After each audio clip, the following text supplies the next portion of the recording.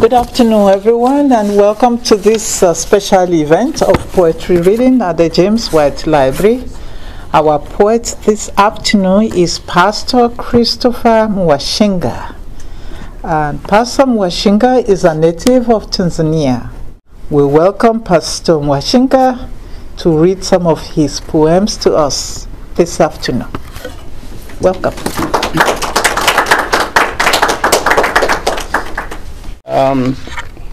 I'll take you back to East Africa.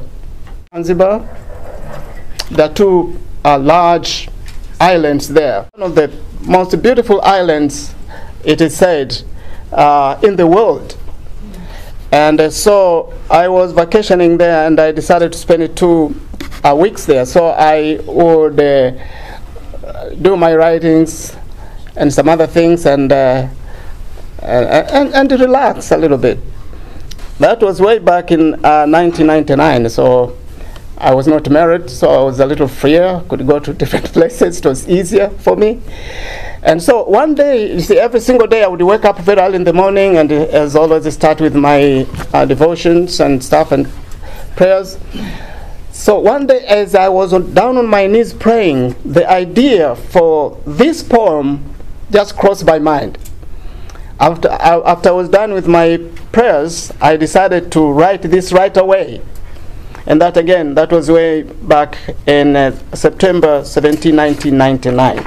And the title is On My Knees. On my little knees, in every bit of the day, my soul is refreshed with the spiritual showers. On my knees, I always see the gateway to the glorious land of unfading flowers. On my knees, morning by morning, new hopes unfold before my very eyes. On my knees, I learn to stop complaining and begin to follow God's divine surprise. On my knees, faith swings closed doors open and causes roadblocks simply to roll away. On my knees, my heart is closer to heaven, for God forgives me and shows me the way. On my knees, I find authentic spiritual power to live my convictions and prepare my sermons. On my knees, His Spirit teaches me every hour to have true compassion on my fellow humans. Oh, I would rather have time to stay on my knees than using it to amass for myself wealth and fame. For time spent on the knees is like a gentle breeze blowing across the glorious city, the New Jerusalem. All right. Back to the University of Eastern Africa, Baraton. I told you, I warned you that I would be taking you back there. So I'll take you there this one more, at least one more time, and I think maybe have another one there.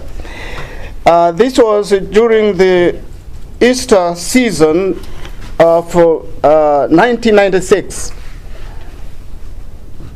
I'd been on that campus for 2 years by this time, and it was my second Easter season there. So, you know, with the Easter spirit and many things going on, I guess that kind of inspired me to write this one here. It's been many years. And I entitled this one, Christ's Agony. In the somber night of his agony, in a garden called Gethsemane, everything seemed out of harmony, though the Passover moon was shining from a cloudless sky, as if to ask sympathetically why my loving Savior from on high must suffer so soon. Oh, how dreadful did sin appear to him, my King and my Savior. How great the guilt he must bear for me, O God's Son. Near the entrance to the garden, the weight of the deadly burden of sinners who are heavy laden made him sorrowful. My soul is overwhelmed with sorrow, he said, as he said, as his lowly brow expressed deep pain and sorrow for the sinful. He took the sons of Zebedee and Peter, then said in agony, "Stay here, keep watch with me, be prayerful." Going a little farther to pray, he staggered and did sway, as about to fall on the way, all for me. Then prostrate on the ground, he fell, giving a painful sound, but there was nobody around to see. For the disciples were fast asleep. The gulf created by sinful sheep was awful and wide and deep. Who could see? None was on his left or his right. Alone he fought the fearful fight, as the chilling dew of the night fell on his face. From the cup he did not shrink. Bravely back the tears did blink, and he took the cup to drink for the human race. Now before him he could see Calvary and its rugged tree, on which he died for me. He took my place. Now, my next one takes us to Europe. In April 12, 2001, I found myself in the great city of London for the first time. As many of you know, London is rich, very rich with history and culture. And you cannot have enough of it. Over the years I've been there, I don't know how many times. There's a lot to learn. So that was my very first visit. And you see, I decided that I was going to use a tour bus to kind of see things quickly. And then I had another plan. I said, after having seen all that the bus tour guys would show me, I wanted to go to a few select places. And one of them was and maybe some of you have heard about this, the Metropolitan Tabernacle. Now, the Metropolitan Tabernacle was a big structure that was built by Charles Spurgeon. Charles Spurgeon was one of the greatest preachers, I think, England and maybe the world has ever seen. And there's a lot of history behind that, and I may not have time to talk about that. So I wanted to go and see this one. So I decided to use a taxi. So I called a taxi, and I told the taxi driver where I wanted to go. And I wondered if he knew where this structure was. And he told me that he knew exactly where the Metropolitan Tabernacle was. So I jumped into his car, and we started off. So he took me to a big church structure, church building, and he told me this is the Metropolitan. So this guy, young guy, did not even know maybe anything to do with Spurgeon, which is very pathetic. So while I was there, kind of a little bit stranded and not knowing what to do, I decided to write the poem that I'm going to read now. And it's only 2 stanzas. It's a very short poem. And I titled this one, Nothing But the Bible. Seen a great nation's morals go down, and how once spiritual people fast asleep, wonder what can be done to help her up before the people perish like a lost sheep. There is but one and only one sure way to awaken a people that have gone astray. Let there be a genuine spirit-filled preacher who loves nothing so deeply but Jesus Christ, and preaches from nothing but the Bible, and lifts up nothing but the cross of Christ, and the nation will be spiritually revived. Then the fast asleep people will be saved. Now, back to the University of Eastern Africa, Baraton. I arrived on that campus in September 1994. And I want to believe that Margaret was already there, maybe 1994. You're already there? Yes. Yeah. So I arrived on campus in September of that year as a transfer student from Tanzania Adventist College.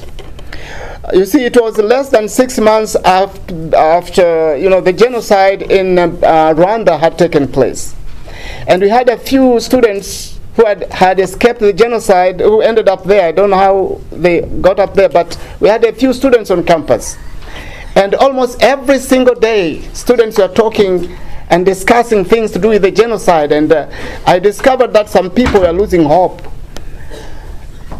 And so I decided to launch a campaign to kind of address these issues. And I wanted to address children and young adults. And the way I was going to do this was through poetry. So I wrote a number of poems, 10 of which were published in Kenya's Sunday Nation, which was the largest weekly newspaper, not just in Kenya, in East Africa, and I think up to this time, because that was very, very famous. So Kenya's Sunday Nation decided that they would publish some of my poems, and they ended up publishing 10 of them. So my next poem, which is entitled African Children, was the very first to be published in Kenya's Sunday Nation as part of that campaign. So I will read this one from here, from this book here. African Children. African children, the sun has arisen.